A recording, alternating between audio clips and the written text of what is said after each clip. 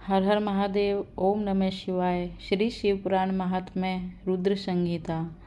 तो भक्तों, शिव पुराण के हमने विद्वेश्वर संहिता के सभी अध्याय पूर्ण कर लिए हैं। आज से हम रुद्र संहिता के प्रथम खंड का श्रवण करेंगे, जिसमें ऋषियों के प्रश्न के उत्तर में नारद ब्रह्म संवाद की अवतारणा करते हुए सूत जी का उन्हें नारद मोह का प्रसंग सुनाना, काम विजय के गर्व से युक्त हुए नारद का शिव, ब्रह्मा तथा विष्णु के पास जाकर अपने तप का प्रभाव बताना, जो विश्व की उत्पत्ति, स्थिति और लय आदि के एकमात्र कारण हैं, गौरी गिरजा कुमारी उमा के पति हैं, तत्वज्ञ हैं, जिनकी कीर्ति का कहीं अंत नहीं है, जो माया के आश्रय होकर भी उससे अत्यंत दूर हैं तथा जिनका स्वरूप अचिंत्य है, उन विमल बोध स्वरूप भगवान शिव को मैं प्रणाम करता हूँ।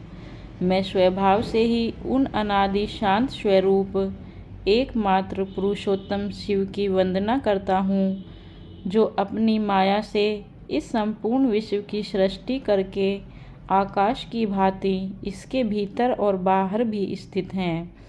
जैसे लोहा चुंबक से आकृष्ट होकर उसके पास ही लटका रहता है, उसी प्रकार ये सारे जगत सदा सब और जिसके आसपास ही भ्रमण करते हैं, जिन्होंने अपने से ही इस प्रपंच को रचने की विधि बताई थी, जो सबके भीतर अंतर्यामी रूप से विराजमान है तथा जिनका अपना स्वरूप अत्यंत गूढ़ है, उन भगवान शिव की मैं सादर वंदना करता हूँ। व्यास जी कहते हैं, जगत के पिता भगवान शिव, जगन माता कल्याणमयी पार्वती तथा उनके पुत्र गणेश जी को नमस्कार करके हम इस पुराण का वर्णन करते हैं। एक समय की बात है, नैमिषारण्य में निवास करने वाले शौनक आदि सभी मुनियों ने उत्तम भक्ति भाव के साथ सूत जी से पूछा। ऋषि बोले, हे महाभाग सूत जी, विद्वेश्वर संहिता की जो साध्य साधन खंड नामावली शुभ एवं उत्तम कथा है, उसे हम लोगों ने सुन लिया।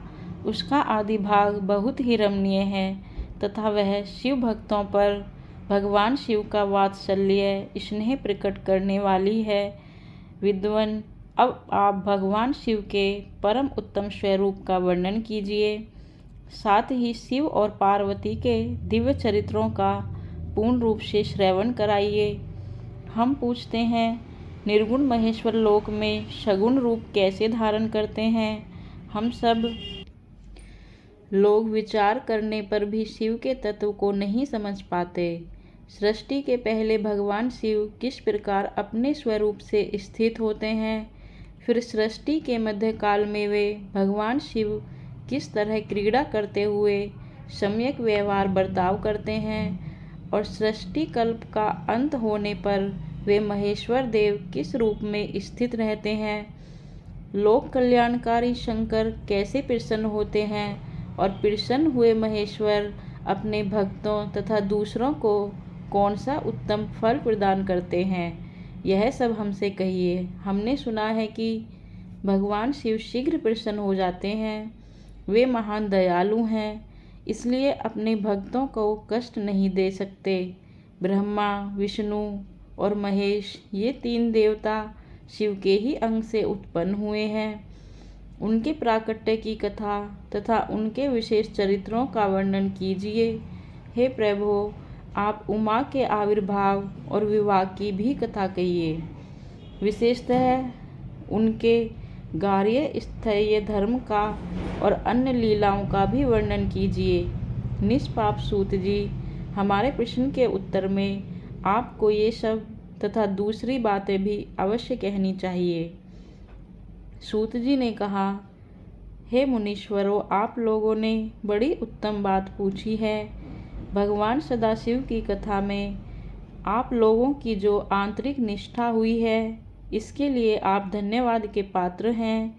हे ब्राह्मणों, भगवान शंकर का गुणानुवाद सात्विक, राजस और तामस तीनों ही प्रकृति के मनुष्यों को सदा आनंद प्रदान करने वाला है।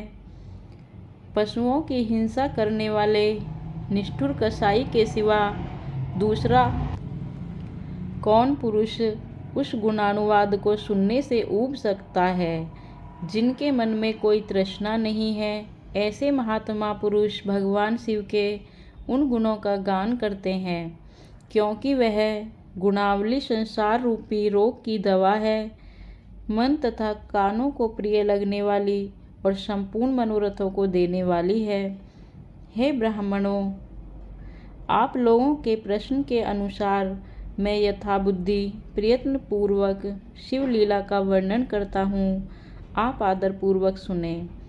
जैसे आप लोग पूछ रहे हैं, उसी प्रकार देवर्षि नारद जी ने शिव रूपी भगवान विष्णु से प्रेरित होकर अपने पिता से पूछा था। अपने पुत्र नारद का प्रश्न सुनकर शिव भक्त ब्रह्मा जी का चित्त प्रसन्न हो गया और वे उन मुनि शिरोमणि को हर्ष प्रदान करते हुए प्रेम पूर्वक भगवान शिव के यश का गान करने लगे। तो भक्तों, आज के अध्याय में बस इतना ही। आगे के अध्याय का श्रवण हम अगले भाग में करेंगे, जिसमें नारद जी, जो कि ब्रह्मा जी के पुत्र हैं, उनकी कथा का श्रवण करेंगे।